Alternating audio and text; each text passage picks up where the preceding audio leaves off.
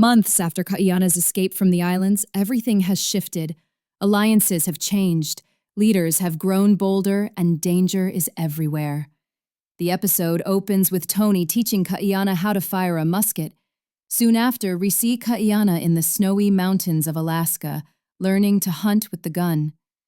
Meanwhile, back on Oahu, King Kaikili's rule grows darker. His conquest has slowed, but his power is still strong. Any chiefs who oppose him are isolated and taken down. When someone tries to poison him, Kaikili responds cruelly, forcing the chief's wife to drink the poison meant for him, making it clear that his rule is no longer just about strategy, but about cruelty and fear. On Hawaii, their aging chief has ignored his own son, Kioa, choosing instead to favor his nephew, the skilled warrior Kamehameha, a decision that will spark future conflict. But it's also a survival move, as Kamehameha sees that the greatest threat isn't only Kaikili's warriors, but the food shortages war will cause. We learn that he's already storing food in huts near sacred sites in the Kohala district, a sign he's planning ahead.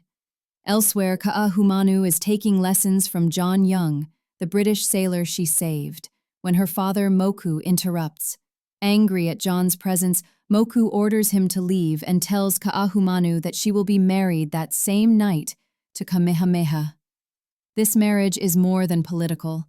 Moku believes in the prophecy that Kamehameha will unite the islands, but Kaahumanu is troubled, knowing the prophetess Taula told her she would never bear an heir. Moku warns her to keep that a secret, believing her true destiny is to guide Kamehameha's rule through influence rather than bloodline. That night, under the moon of Mahealani, the Kapu laws are lifted in ceremony, and Kaahumanu and Kamehameha are married, their fates now linked. Far from Hawaii, Kaiana arrives in Zamboanga, a Spanish port in the East Indies. He has learned English and mastered the musket thanks to Tony, but his interest in guns isn't for survival there. It's to bring them back for the fight in Hawaii.